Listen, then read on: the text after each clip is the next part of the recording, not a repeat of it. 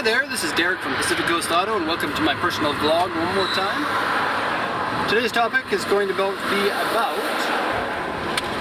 how to move to Japan. A lot of people want to come here and live here and work here, and so it is a challenging thing to move to another country and basically learn everything all over again. So I'll go through kind of the ins and outs and the do's and don'ts of moving here. First off is the legal aspect of moving here. In Japan, it's not a very easy country to live in unless you have a university degree, to be honest. That's a 4-year degree, and if you don't have a 4-year degree, it's pretty difficult. There are some exceptions for that, but they're not things that I recommend if your goal is to just move here to Japan. And so you can come to Japan. Some countries, I believe there's a list of about 20 or 30 countries. Let me just do up the window here and turn my AC on. Okay, let's try that. Okay. So there are a list of about 20 or 30 countries where you qualify for what they call a working holiday visa. And that means that you can come to Japan and you can work here, and you can work up to 40 hours a week. I don't know what that was. You can work up to 40 hours a week, and you can only work here for 1 year. And then after 1 year is up, then you have to go back to your own country. Now, in Canada, it's 1 year. I think some countries allow you to re-sign for an extra 6 months or so. But yeah, it's not very long, and you have to be under a certain age. I believe you have to be under 30 years old in order to qualify for that. You can also come here as a student, but if you come here as a student, you can only work up to 20 hours per week, and you have to get permission from your school in order to work. And so if you're a trust fund baby and your parents have lots of money, then you can come here and you can live in Japan for as long as you want to go to school. But for the regular people who have limited finances, it's not really a realistic way to get here. There are some people who come here under a vacation visa or a holiday visa, and you can stay here up to 3 months on holiday before you have to get out. But you're not allowed to work. There are some people who get jobs under the table, but yeah, it's kind of a gray area thing. There are people who have lived here for years, and what they do is they stay here for 3 months, and at the end of those 3 months, they take a flight over to Korea and then come back. And that kind of resets your 3-month period, but Japan immigration doesn't like that, and they're kind of cracking down on that. So it's another thing that I don't really suggest unless you want to be on the blacklist of never being able to enter Japan again. It seems like Japan is pretty strict when it comes with letting people in, and I don't really want to get into the politics of that, but Japan is a country where more than 99% of the people are Japanese people. Compared to other countries, you know, I come from Canada, which, you know, in some areas there are a lot of Caucasian people, but, you know, in the lower mainland where I'm from, I think that Caucasian people are less than 50% of the population. I could be wrong, but that's what I think. And so I think Japan has a vested interest in keeping everything Japanese, and so that's why immigration is so strict. And so, okay, so you qualify for moving here to Japan. You've got a university degree or whatever, and you want to come move here. So the Japanese government, they say you should have at least 400,000 yen before you move here. And that should cover the cost of your plane ticket for a single person and kind of getting you by until you've got everything lined up. I would suggest trying to find a job before you land here. For a lot of people who move here, a lot of foreigners, the only job that you can get is teaching English job. And I guess maybe in another cast I'm going to talk about the teaching English portion of working here.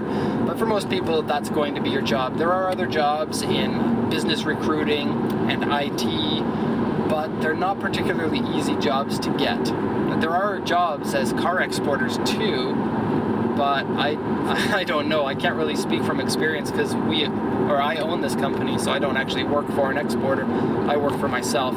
But the people who I know who work for exporters either make minimum wage or there's high turnover because there's a lot of pressure for sales and whatnot.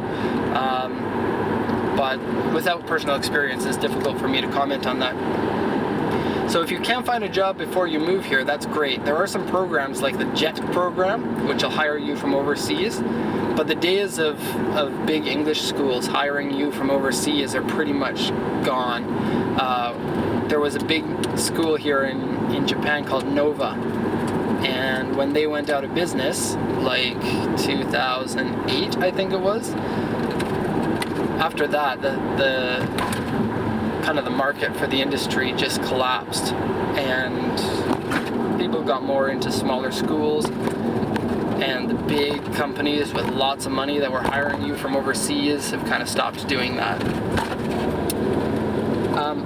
When I moved here, I started teaching English, and I luckily, very, very luckily, got hired before I came here, which is very lucky for me because I had a wife and I had like a 2-month-old daughter at the time, and so it was a big risk for me to move to Japan. But that's kind of the exception. I got hired because for a couple of years I used to volunteer in Canada at a preschool. Just because in Canada you have to have volunteer hours in order to graduate, and then on top of that, that's kind of my interest, is working with kids.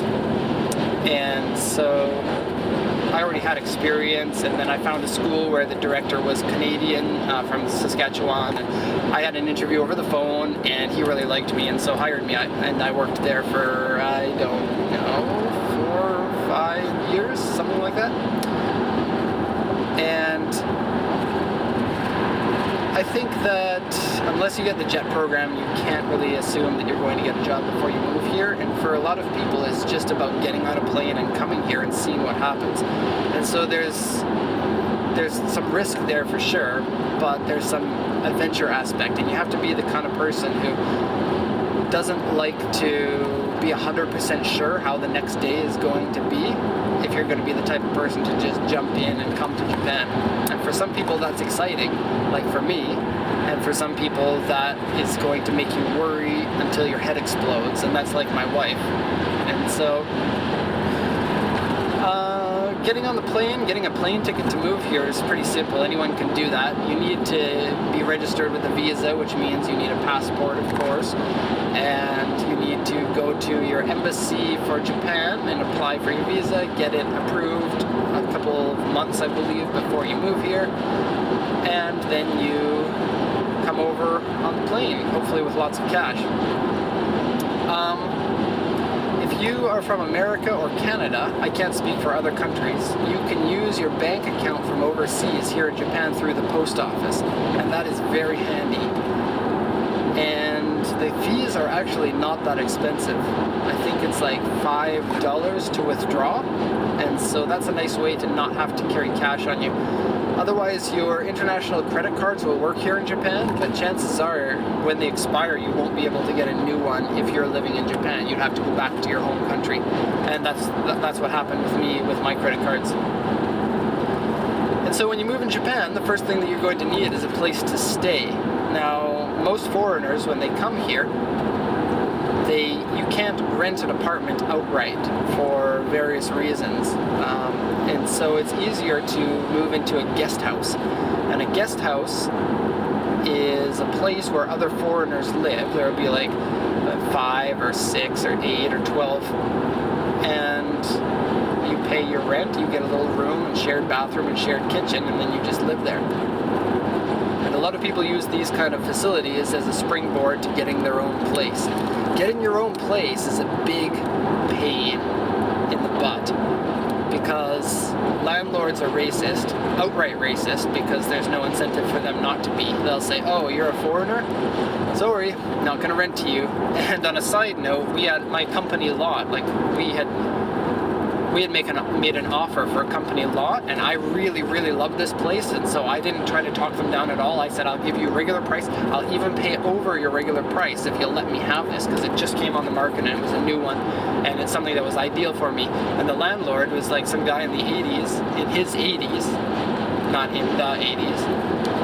And he said, "Oh, foreigner? Sorry, not gonna rent it to you." He didn't try to hide it or anything. He just said, "No, I don't rent to foreigners."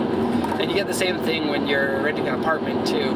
And to be honest, I can understand it with an apartment because Japan is, I can't say full of, but Japan has a large amount of foreigners who come here just for the party and just to have a good time, and then they just leave without paying their rent and do idiot things like that.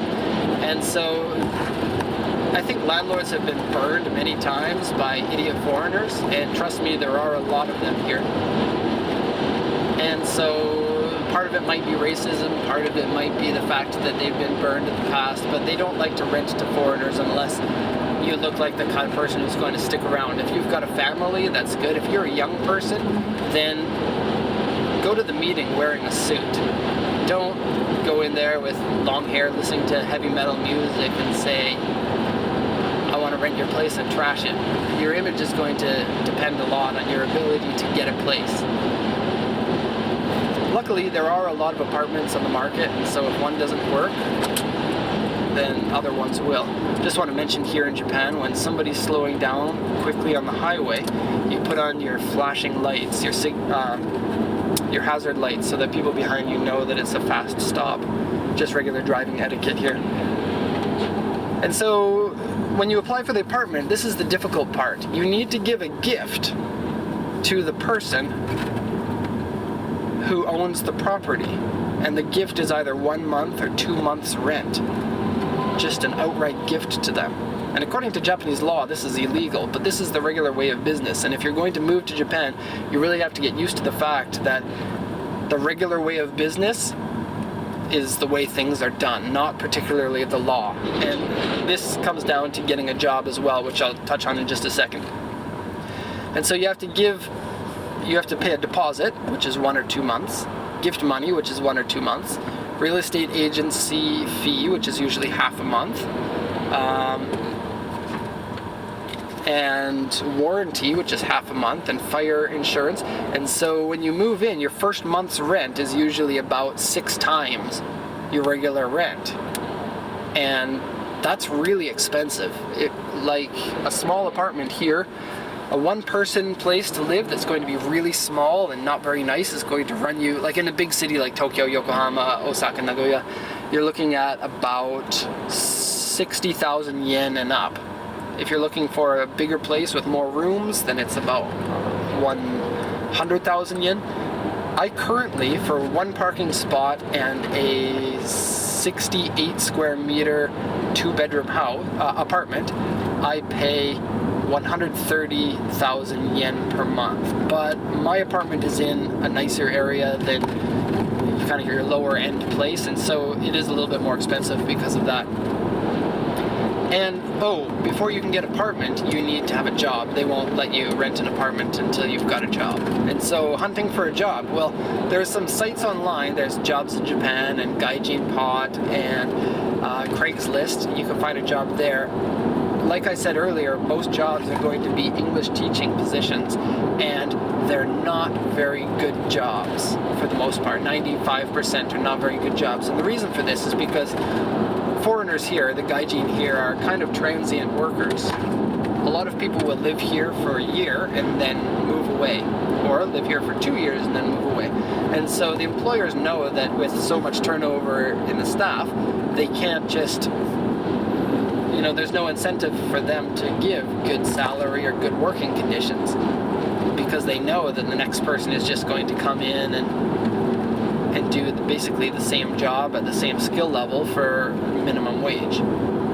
The minimum wage here in Japan for foreigners is 250,000 yen per month, but keep in mind, you also have to pay a lot of that money to various things. There's pension, and healthcare, and And if you want to drive a car, like most people who are watching this video, cars are brutally expensive here. The cost of the car itself is not expensive. The cost of running the car is expensive with gas tolls and whatnot. I think I'll save that for another cast because this one's already getting a bit long. But so when you try to get the job, $250,000 is your base. Most places will give you a small bonus at the end of the year if you stick around. But the employers here, well, I come from Canada where employer rights are really strong. Companies will get shut down if they don't do things properly, but employer rights are pretty weak here, especially if you're not a Japanese national. But even if you are a Japanese national, the culture here in Japan is that if something is wrong at work, you don't complain about it, because then you're going to fall off the track that will get you up to the better positions. Most of the companies here, seniority is a big deal, and so you have to be at the company with terrible wages for 10 years before it starts being livable, and you have to act within accordance of their culture, which means that unfortunately, if you're a woman, that involves sometimes, I don't know how to put it, but passes from your seniors or certain sort of things that would just not fly in other countries. And if you're a man, that means expecting to work overtime for free and late hours and expecting to go out with your coworkers after dinner. And so family life for a lot of Japanese people is not very cool. Anyway, back to being a foreigner here. You should be able to get a job within the first 2 weeks. My wife owns an English school, and we are currently looking for people to fill a part-time position at the school. This isn't supposed to be an ad for that, but the reason why I'm talking about that is because we've been looking now for 3 months, and almost every single person that applies is just not serious, and I don't know, it seems to me like those people just have never been to university if they don't know how to write a resume, they don't know how to apply for the job. And so I think that, for me, when I was moving here, I was really afraid that competition for the job would be a big deal, and it would be difficult to get a job. But as long as you've been a good employee for other work before, and you're a stand-up person, it should be really easy to get a job within 1 or 2 weeks. If you can't get a job in 1 or 2 weeks, then you're doing something wrong, I think. And so I don't think that there's a lot of risk when it comes to living here without a job. And this 400,000 yen that the Japanese government recommends that you move to Japan with kind of takes into consideration the fact that you may not be able to get a job right away.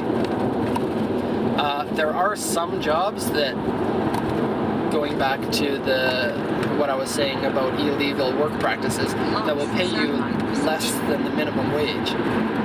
And certainly you can get one of these jobs until you can find a better job. For those people here on a university degree, you may need to be sponsored in order to work here, and so your work needs to sponsor you.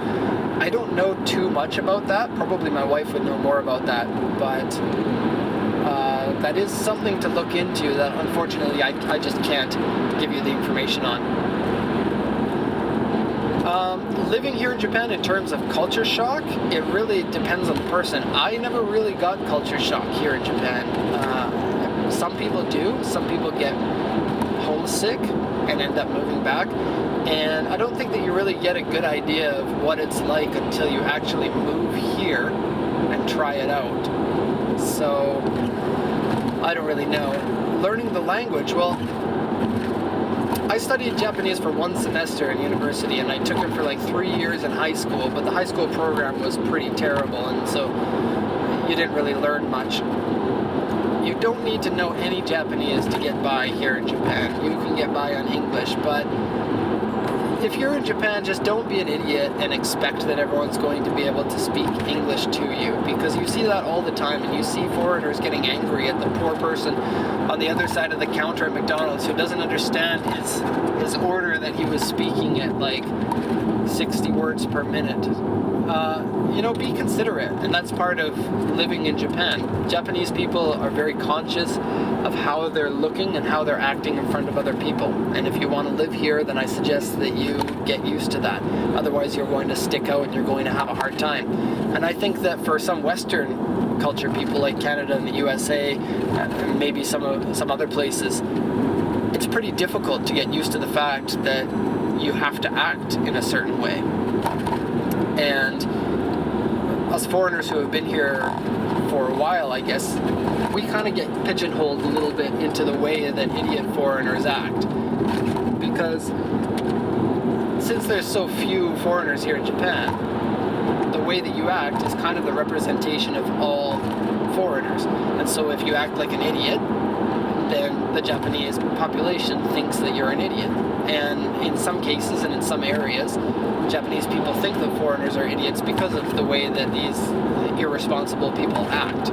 And of course, that's not how all people are, but that's the way that it's being shown.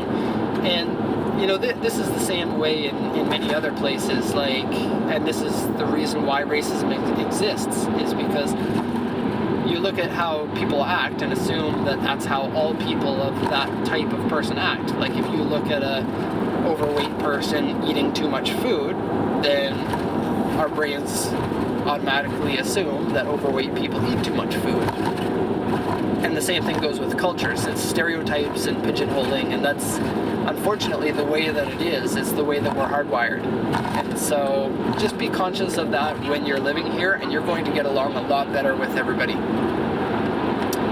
So I think the cast went on a little bit longer than I thought that it would for this one. There is a lot to talk about living in Japan, and certainly I'm going to get to it more in the next videos, but we're going to cut this one off there. So thank you for watching. I hope this was insightful for you, and I hope that some people come to Japan and think about what I said in this cast and have a good time here. It's a lovely country to live in. So yeah, that's going to be the end, and thank you for watching. Please subscribe if you want to watch my videos regularly. I'm putting on at least 2 a week, if not more. So that's going to be it for this one. Thanks a lot for watching, and have a good one.